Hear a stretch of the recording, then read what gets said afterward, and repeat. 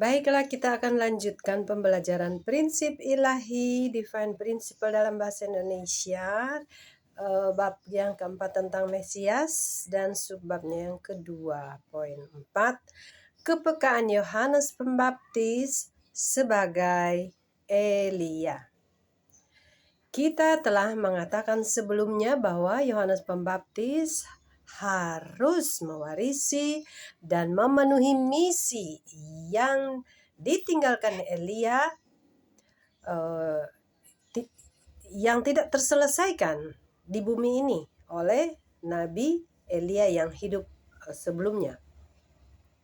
Seperti tercatat di dalam Alkitab bahwa dia dilahirkan dengan misi untuk mendahului Tuhan dalam roh dan kuasa Elia, untuk membuat hati bapak-bapak berbalik kepada anak-anaknya dan hati orang durhaka berbalik kepada pikiran orang-orang benar, dan dengan demikian menyiapkan umat yang layak bagi Tuhan. Coba kita lihat referensi Alkitab di dalam Matius 11 ayat 19 dan Lukas 1 ayat yang ke-17.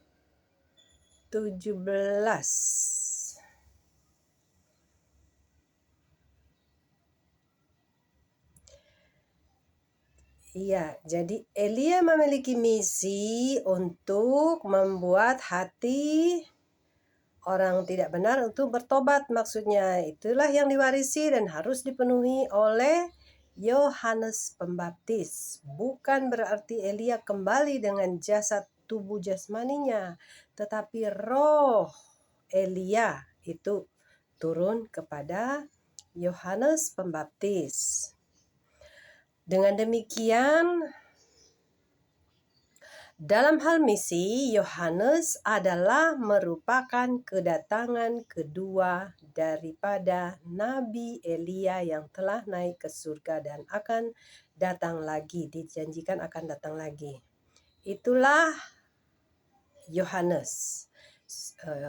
Tambahan pula, seperti yang akan dijelaskan lebih terperinci nanti, kenyataannya Elia kembali dalam roh dan mencoba untuk membantu Yohanes memenuhi misi yang dia gagal penuhi selama masa hidupnya di bumi. Yohanes Pembaptis secara bersama-sama melayani sebagai tubuh daripada Elia, melalui mana Elia bekerja untuk memenuhi misinya yang belum terselesaikan di bumi. Oleh karena itu, dalam hal kesamaan misi, Yohanes akan kelihatan seperti seorang yang sama dengan Elia. Jadi bukan Elia sendiri yang turun secara jasmani, tetapi rohnya yang turun kepada nama yang baru, Elia dengan nama yang baru, yaitu Yohanes Pembaptis.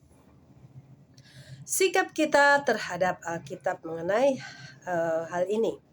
Kita telah mempelajari bahwa kebodohan dan ketidakpercayaan Yohanes Pembaptis di dalam Yesus, perkataan Yesus, telah membawakan juga ketidakpercayaan orang-orang Yahudi. Sesungguhnya ini telah mengantar Yesus kepada penyalipannya. Hingga saat ini tidak ada seorang pun yang telah mengungkapkan rahasia surga sedemikian rupa seperti ini. Ini merupakan rahasia ribuan tahun yang baru terungkap. Karena selama ini kita membaca Alkitab berdasarkan kepercayaan yang tak dipertanyakan lagi tentang Yohanes Pembaptis, bahwa dia adalah seorang nabi yang agung. Memang benar, dia terpilih sebagai nabi yang agung. Hanya tergantung porsi tanggung jawab. Pandangan baru terhadap Yohanes Pembaptis saat ini mengajarkan bahwa kita seharusnya tidak perlu bersikap kolot dalam iman kita.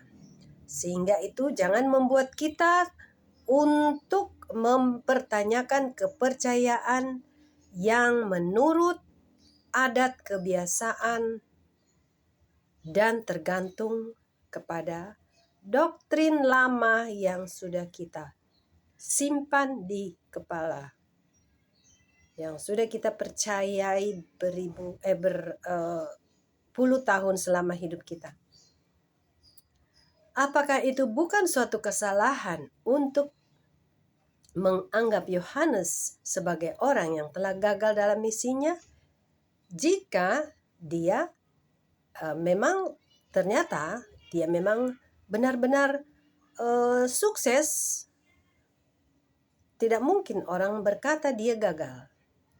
Sama halnya pastilah salah untuk mempercayai bahwa Yohanes memenuhi misi, namun dalam kenyataan dia tidak memenuhi misinya.